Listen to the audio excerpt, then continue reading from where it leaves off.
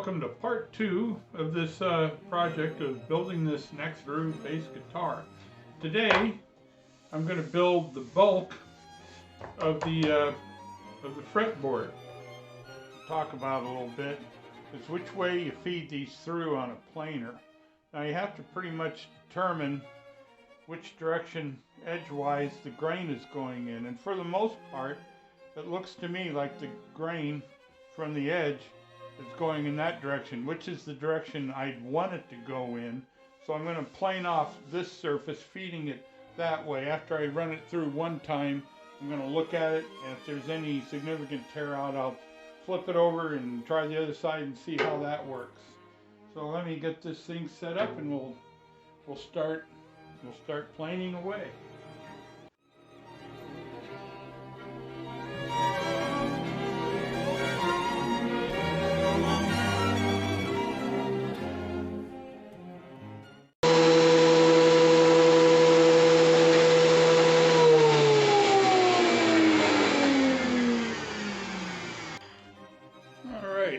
Try to get this around to where you can see it. That's exactly the thickness I want, and it's an equal, nice even thickness all the way across. Okay, I'm back. I'm gonna remember just a moment ago we milled this piece of wood down. Now what I've got to do is cut the slots in it. So this is the saw that I use. This here is the slot that, or the blade that I use for cutting fret slots. It's a specially sized blade, and it works great. And I'm going to put it and replace this blade here with it. Change blades out, and I'm not going to bore you with showing you how I'm going to undo that bolt there and remove that riving knife there and do all this stuff and get the blade changed out. But I will be right back as soon as I get that done, and I'll show you the jig that I use to accomplish that. So be right back. Oh, okay. I've got that fret saw blade mounted. Now that I use in conjunction with this. This here is the sled that I use for cutting fret slots. Now what happens is I mount the fretboard onto this metal plate here, and this is a pretty thick metal plate. I got it from Stu Mac, and you'll notice it's got notches cut out in it. Those notches are for either a 35-inch scale base or a 24-inch scale, I mean a 34-inch scale base. I use 34-inch scale base, so I'll be using these notches along here. And basically what happens is I mount the fretboard on this plate using double-sided tape. And once it's secured and in the position I want it in, then I can run this through the table saw.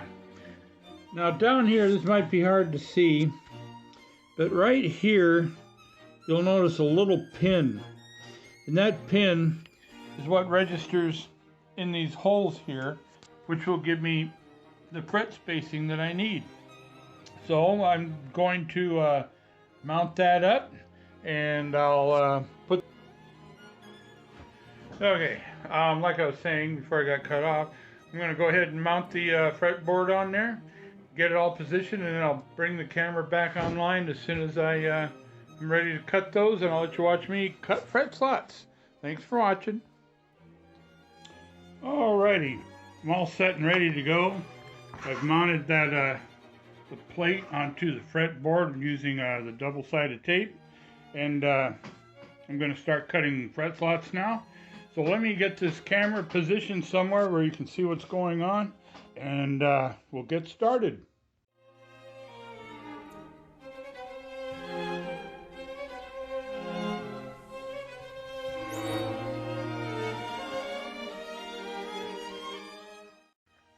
Alright, you'll notice here I'm done cutting the slots on the fretboard, and what I have to do next is take the fretboard off the plate and I'm probably not going to do that on camera. I mean, it's just, all I do is just use this tool here and wedge it down there and remove the fretboard. It's a pretty simple thing.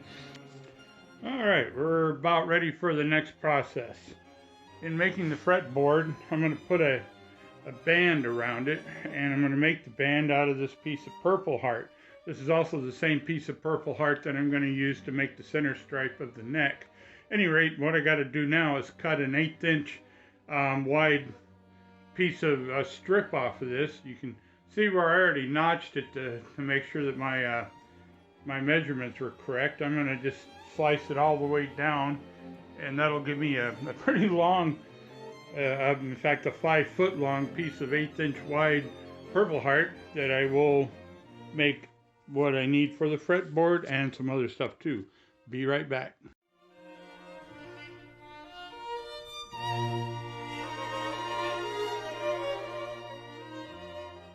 So what's going to happen here is this piece of purple heart I just cut the strip is going to get glued around the outside of the fretboard.